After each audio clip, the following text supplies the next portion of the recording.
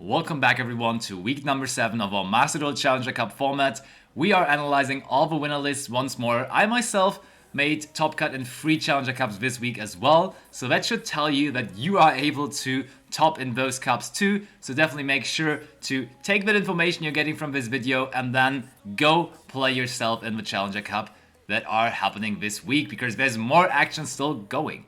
And with that being said, I would like to ask you to subscribe to this channel, like this video, help me out growing this channel, and then we're going over to the first list.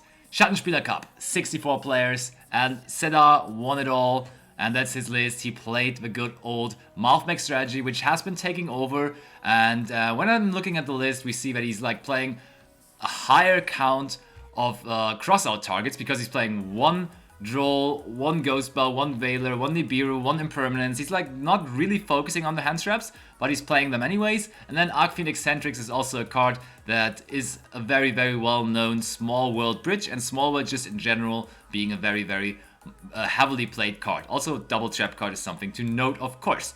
Next list, or already next tournament as well, is the one from Riley 141, 32 players, and Ohimi 1337 took it down with another Malfmech list. Look, we're starting off with 2 Malfmech lists already, that's quite huge. He was playing more Nibirus too, and he also is playing with Token Collector. Token Collector actually is a quite good bridge for Small World as well, and you can also search out Token Collector via Small World, so I definitely see the point of playing it.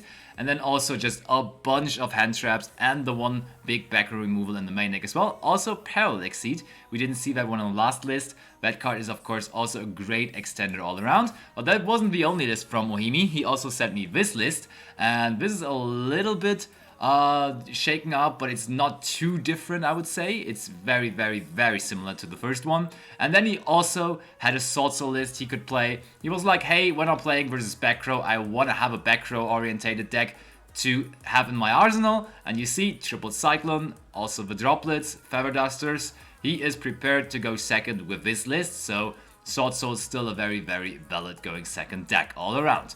Then we have the Volt Cup, 64 players, was won by Fante.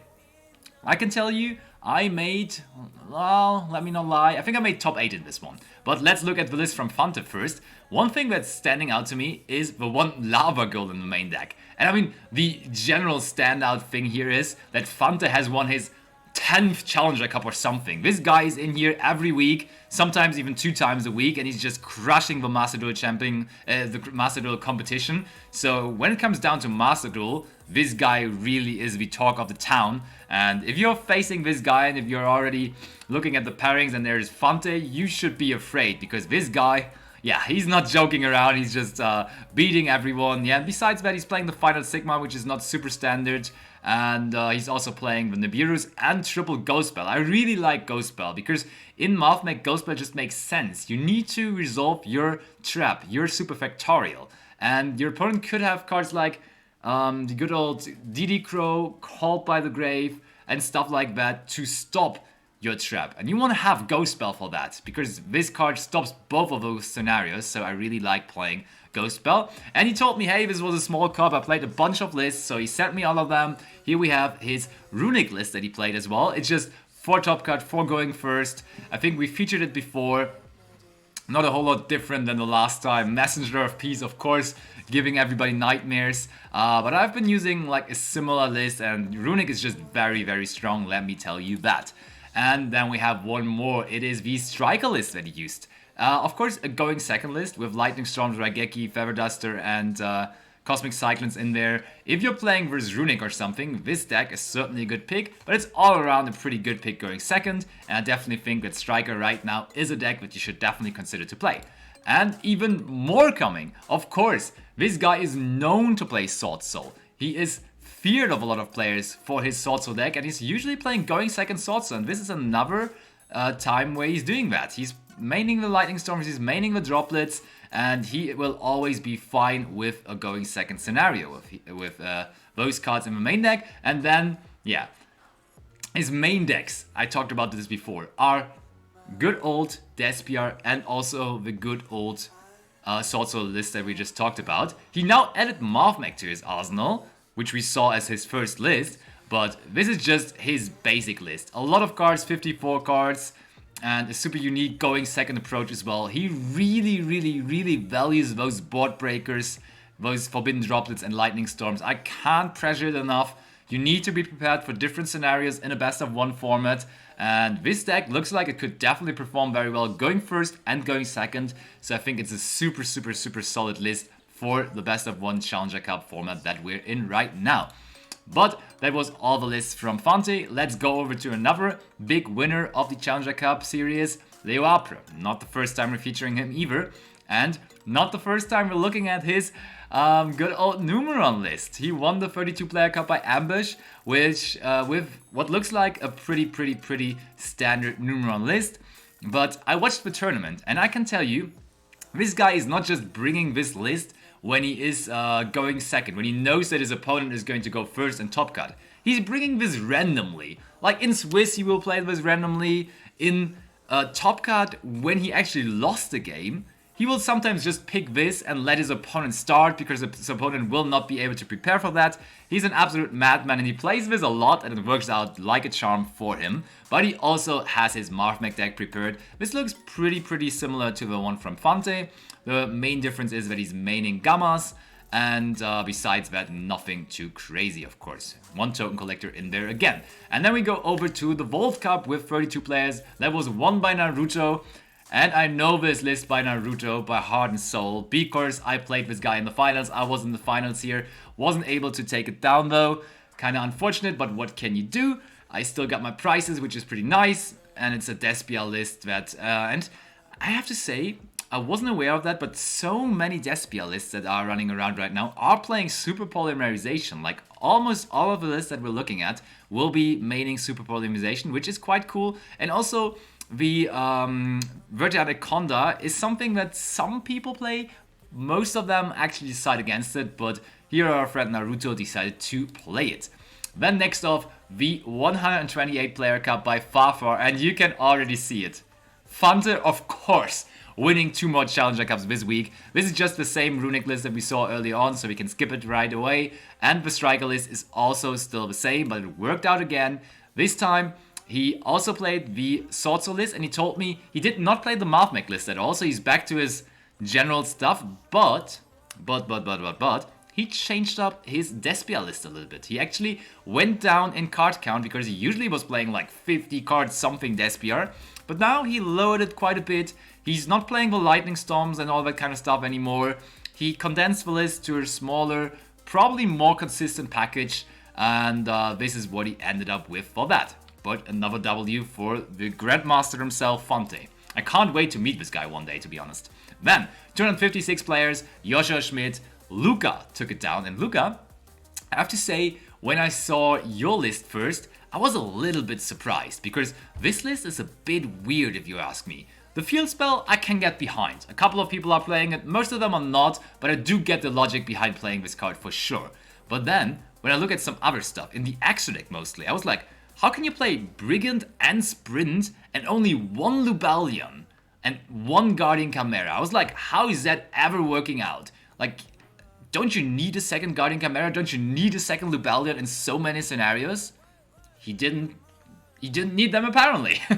He did not play them, that's for sure. So, next up we have another list from Luca, and this one is like a similar version of the deck he just played. This time he only included impermanences. So he cut out, I think, the super polarizations. Yeah, no super polarizations, no droplets, but impermanences, and also going down to 40 cards. Extra deck still stays the same. And then he wanted 1 going first version of the deck as well. You see it here, Ras Disciple. Also, not playing as many Ashes or Max C's anymore. He favored Ghost Bell, and I do understand why. Because you want to resolve the Ras Disciples lock on your opponent's turn. So you want to dodge Called by the Grave, you want to dodge DD Crow, as I early on was talking about in the Marthmech deck. So definitely makes sense to have the Ghost Bell here, and then we have Expulsion plus Ras Disciple for a very solid going first strategy. So, then we go over to the 256 Players Cup, won by Alex00000, member of the LampyYGO community. Congratulations once more to him, and he played a bunch of decks. First of all, we here have his Flowonder Reese. And his Flowonder Reese list is pretty standard, I would say. The extra deck is Usually not very important. It's kind of interesting. Most people only play one Stree, but he decided to play double of it. And also, yeah, besides that, nothing too crazy. Let's move on. His next list is a Zodiac list. We haven't had a Zodiac list in a while, but this is a very obvious going second deck for me. Dimension Shifter was played thrice, and he's already saying 2 because it will be going down with the next list. But for those events, of course, Shifter was still at 3, so it was a really reasonable Shifter deck. The second Shifter deck that he was actually playing. And yeah, I mean, such a small amount of cards in general. Just 3-offs, 3-offs, 3-offs, 3-offs, 3-offs. And yeah, going second versus backrow decks, this is definitely very, very rough and can just catch people off guard. Next up, we had the Striker list. And so Fanta relying on strikers and Alex also playing strikers quite a bit makes me happy. As a striker enthusiast, I really like to see strikers shine. We see DD Crows and Ghost Bells actually being the hand traps of choice here, and I do like that because this is very good versus Despia, and it's also pretty good versus Mothmech, and those are the two big contenders. And versus Sword Soul, we have the Widow Anchors and stuff like that in general, and also of course the Effect Veilers, so we should be fine versus Sword Soul. So going for DD Crows and Ghost Bells is something I do definitely appreciate and I do think is good. Moving on, we have him playing the Sword Soul deck himself as well. This is a very obvious going first version of the deck. Triple D barrier, double anti-spell. When you know that you're going first in Top Cut, this is definitely a good deck to bring, and he did that successfully so in this cup. And then also this is the hand trap list of the Sword Soul deck with no particular preference. He also played that in Swiss, not knowing how the coin toss will go. Just a bunch of hand traps. Nibiru Fries I do really like because it's really good versus Sword Soul and really good versus Mothmech. So, and sometimes occasionally it will even be pretty good versus Despia. So definitely a good call with the triple Nibiru. And then this is just another version of the Sword Soul list. So he played quite a bit of Sword Soul and this was another list he came up with. But that also was the last list we had of Alex, and now we're going over to the Trape Cup. 128 players, won by GOT Makey, who knocked me out in top 4. I made top 4 in this, but GOT Makey then took it all down, so I at least lost against the eventual winner. Another Despia list, and I think this week we see the tendency that the format is like moving a little bit more towards the 3 top decks. It's not that much only Mothmech and Sword Soul anymore. At some point it was so much Sword Soul. I think Despia is really catching up again. People were underestimating Despia quite a bit lately, but here it is. We have a bunch of Despia players this week, and GOT Makey is another one of those. Nothing too crazy in general here, I would say. Moving on to his next list, he played Sword Soul as well though, which is of course still a very solid deck. And then he had a third deck prepared as well, and it is 60 cards Dragon Link. I played versus this deck of him, and this is just a fun deck all around. Resolving that grass looks greener, which will go down to 2 with the next list here in Master Duel, so enjoy your triple grass as long as you can. And yeah, just a fire deck. Dragon Link can put up multiple negates. It's a pretty solid combo deck, but even going second, this card can play through board so well. You can do so much out of 1 card, out of 2 cards. So I definitely think Dragon Link is still a good call for those kind of events. And now the last event of the week was the one by Volpascu, 256 players. And Ohimi, somebody that won his first Challenger Cup this week, also wins his second Challenger Cup this week. Going with the second cup of this week and now also the last cup of the week. We saw that list before by him. We also saw the other Mothmech list before, but he brought some other stuff. He actually changed up his Sword Soul list. This is the Sword Soul list that he now went with. This is more of a going second strategy. And now, as we saw that Runic is getting more and more popular, he had a dedicated list for the Runic matchup. And there's that one card standing out. He played triple Magic Deflector, which is just insane versus the Runic matchup. And of course we also see the triple Cosmic Cyclones, and obviously Ash Blossom is also a pretty good card versus that. So with this list versus the good old Runic deck, it should not be that hard anymore. And those were all the lists we had for the week. I hope you guys will be joining and playing more Challenger Cups in the future as well. I can tell you it's so much fun and it's super enjoyable. I will be playing in a bunch more this week that is coming up, and we will be seeing each other next week one more time for more winner deck lists. See you there.